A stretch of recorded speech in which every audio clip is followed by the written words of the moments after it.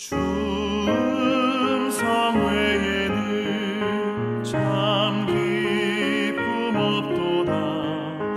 날 사랑하신 주 늘 계시옵소서.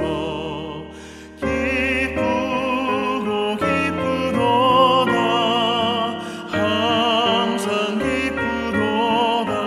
나 주께 왔사오니 복 주옵소서. 나 주께 왔으니 복 주시옵소서. 주 함께 계시면 큰 시험이 기네. 기쁘고 기쁘도다. 항상 기쁘도다.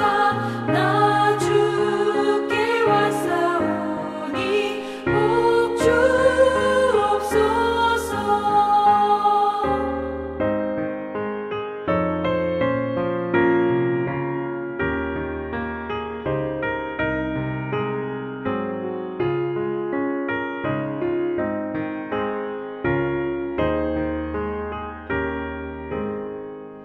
주 떠나가시면 내 생명 헛되네. 기쁘나 슬플 때 늘 계시옵소서. 기쁘고 기쁘도다. 항상 기쁘도다. 나 주께 왔사오니 복 주옵소서.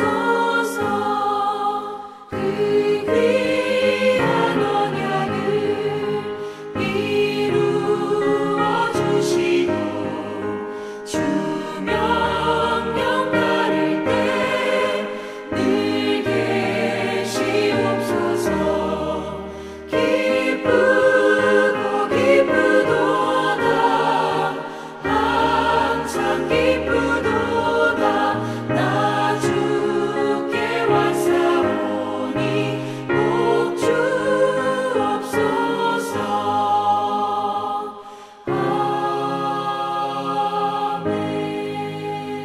아멘. 오늘 함께 읽으실 하나님 말씀은 잠언 2장 1절에서 22절인데 2장 1절에서 12절까지 읽도록 하겠습니다. 내 아들아, 내가 만일 나의 말을 받으며 나의 계명을 내게 간직하며 내 귀를 지혜에 기울이며 내 마음을 명철에 두며 지식을 불러 구하며 명철을 얻으려고 소리를 높이며 은을 구하는 것 같이 그것을 구하며 감추어진 보배를 찾는 것 같이 그것을 찾으면 여호와 경외하기를 깨달으며 하나님을 알게 되리니 대저 여호와는 지혜를 주시며 지식과 명철을 그 입에서 내심이며 그는 정직한 자를 위하여 완전한 지혜를 예비하시며 행실이 온전한 자에게 방패가 되시나니 대저 그는 정의의 길을 보호하시며 그의 성도들의 길을 보전하려 하심이니라. 그런즉 내가 공의와 정의와 정직 곧 모든 선한 길을 깨달을 것이라. 곧 지혜가 내 마음에 들어가며 지식이 내 영혼을 즐겁게 할 것이요 근신이 너를 지키며 명철이 너를 보호하여 악한 자의 길과 패역을 말하는 자에게서 건져내리라. 아멘. 시간은 금이라고 하죠. 시간을 어디에 쓰느냐에 따라 큰 유익을 얻을 수도 있고 손실을 당하기도 합니다. 그런데 오늘 말씀은 우리 시간을, 인생을 지혜에 투자하라고 말합니다. 지혜를 진지하게 배우라고 말합니다. 그러면 지혜가 어마어마한 유익을 줄 것이라고 말합니다. 지혜에 투자하는 건 어떻게 하는 걸까요? 1절에 보니까 나에게 지혜를 전해주는 선생님의 말씀을 부모님 말씀처럼 배우는데 나의 계명을 간직하며 라고 말합니다. 간직한다는 건 보물처럼 소중한 물건을 잘 모아두고 보관하는 것이죠. 현찰, 귀금속, 목걸이, 반지, 추억이 담긴 물건들 고이 모아두고 소중하게 보관하죠.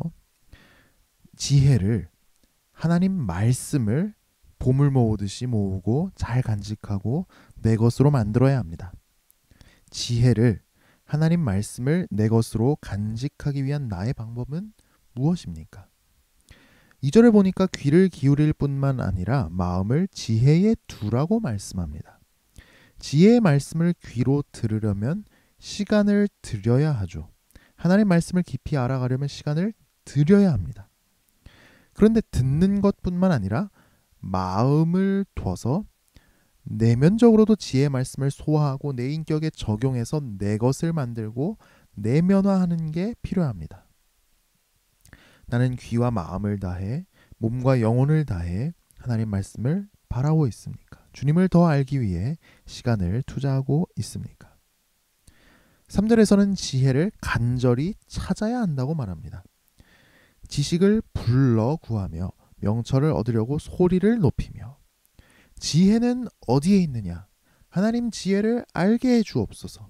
소리를 지르면서 지혜를 찾아다녀야 한다고 말합니다. 나를 살리는 생명의 말씀, 내 인생을 복되게 할 은혜의 말씀, 나를 하나님께로 인도할 진리의 말씀, 그 말씀을 찾아야 합니다. 혹시 우리는 진리가 아닌 것으로 그냥 만족해버리고 안주해버리고 이만하면 됐다 이렇게 생각하지는 않았나요? 지혜를 하나님 말씀을 찾았다고 해도 그 말씀을 얻어내는 과정에 또 수고가 따릅니다. 4절입니다.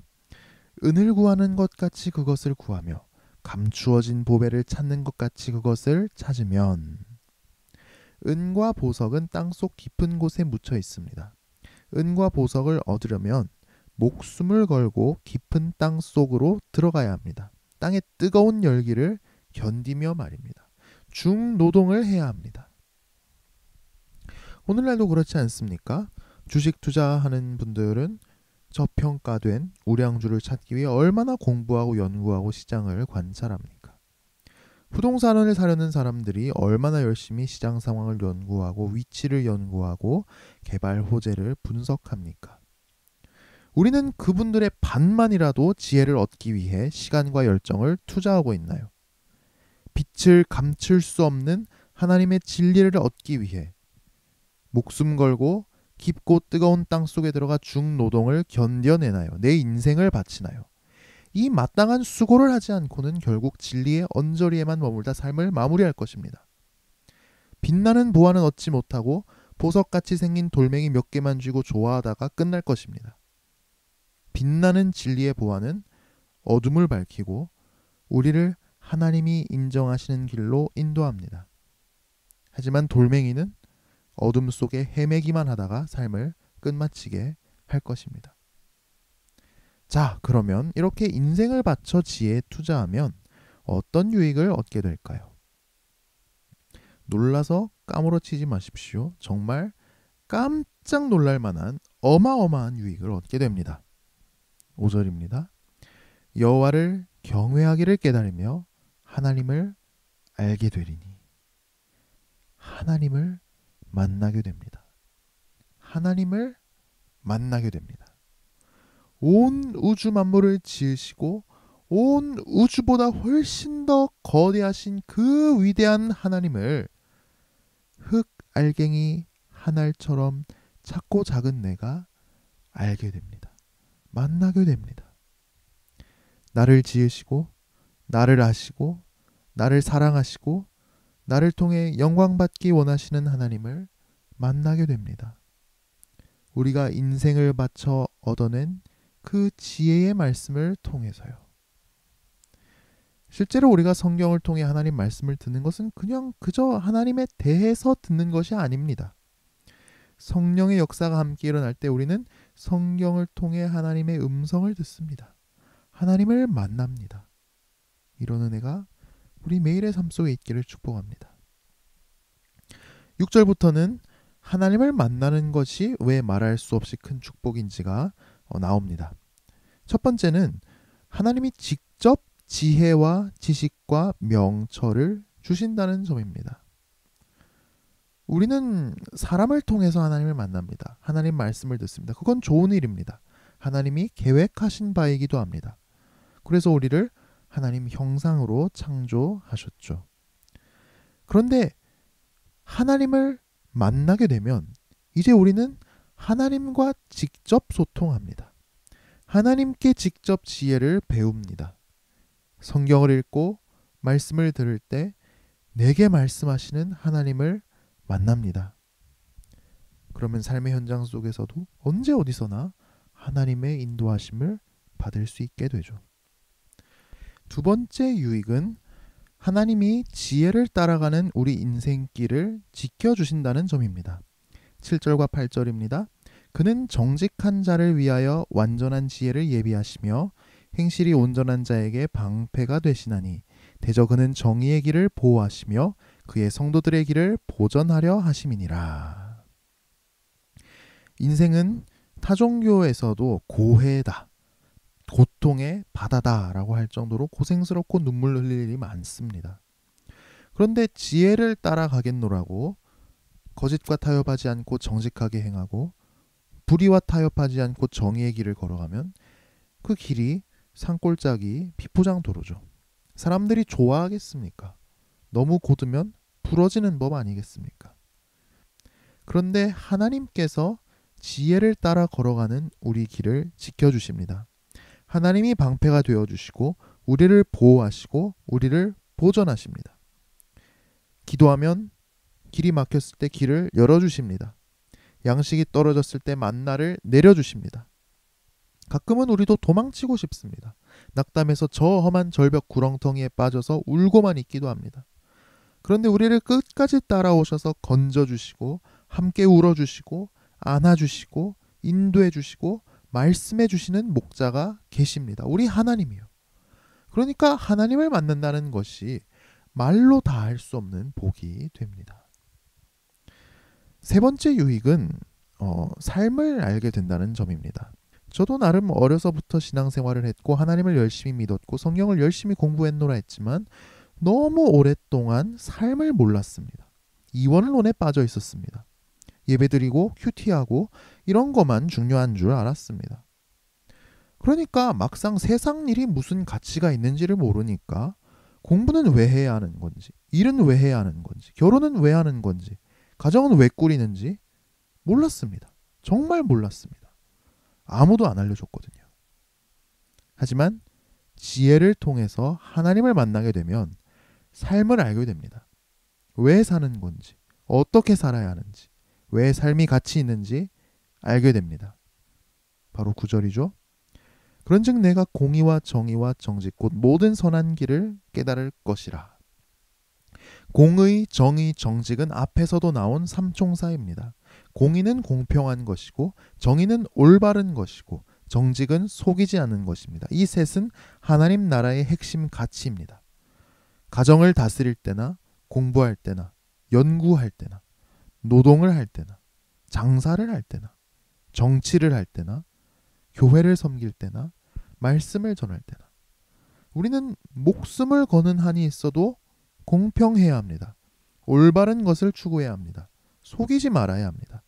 하나님의 다스림을 받는 하나님 백성답게 살아야 하는 것입니다. 이걸 하나님이 가장 원하십니다. 이런 하나님이 원하시는 삶을 살게 되는 복이 우리 모두에게 있게 되길, 특히 우리 자녀에게 있게 되기를 간절히 바랍니다.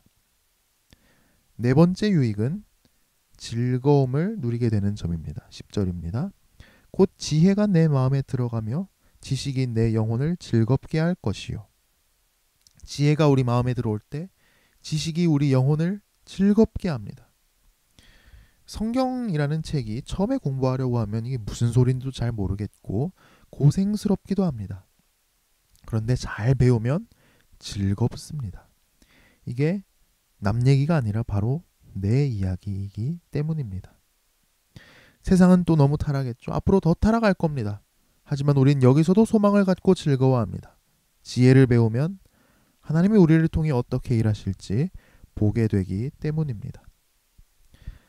다섯 번째는 우리가 성공적으로 믿음의 길을 가게 한다는 점입니다. 11절입니다.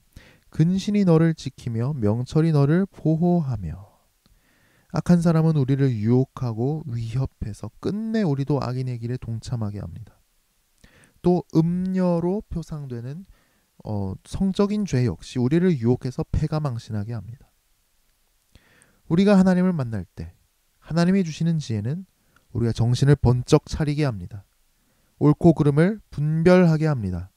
죄의 냄새만 맡고도 얼른 피하게 합니다. 그래서 믿음의 길을 끝까지 성공적으로 걸어가게 합니다.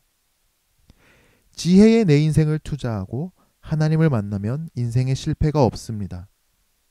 나는 값진 보물에 투자하듯이 지혜를 사들이기 위해 시간과 돈과 열정과 내 전 인격을 내어놓고 있습니까? 지혜 속에서 살아계시고 내게 말씀하시고 나를 지켜주시고 인도하시는 하나님을 만나 뵙기를, 이런 은혜가 오늘 우리 삶 속에도 충만하기를 주님의 이름으로 축복합니다. 기도하겠습니다.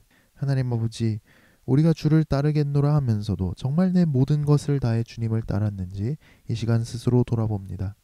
지혜를 얻기 위해 치열하게 분투하는 우리가 되게 하옵소서. 지혜 속에 살아계신 하나님을 만나기 원합니다. 지금도 살아계시며 우리 삶 속에 이 세상 가운데 역사하시며 내게 말씀하시는 하나님, 주님의 인도하심을 따라 우리에게 허락하신 이 믿음의 길을 끝까지 성공적으로 걸어가기를 원합니다. 오늘도 광야길을 걸어갑니다. 우리를 인도하여 주옵소서. 오늘도 광야에서 하나님을 느끼고 체험하는 귀한 하루가 되도록 은혜 내려 주옵소서. 만나와 매출하기를 내려주시고 필요한 것들을 채워주시고 상하고 지친 영혼과 육신을 강건하게 하옵소서. 지혜의 영으로 우리를 충만하게 하사 주님의 지혜로 우리를 이끌어 주옵소서. 예수님 이름으로 기도합니다. 아멘.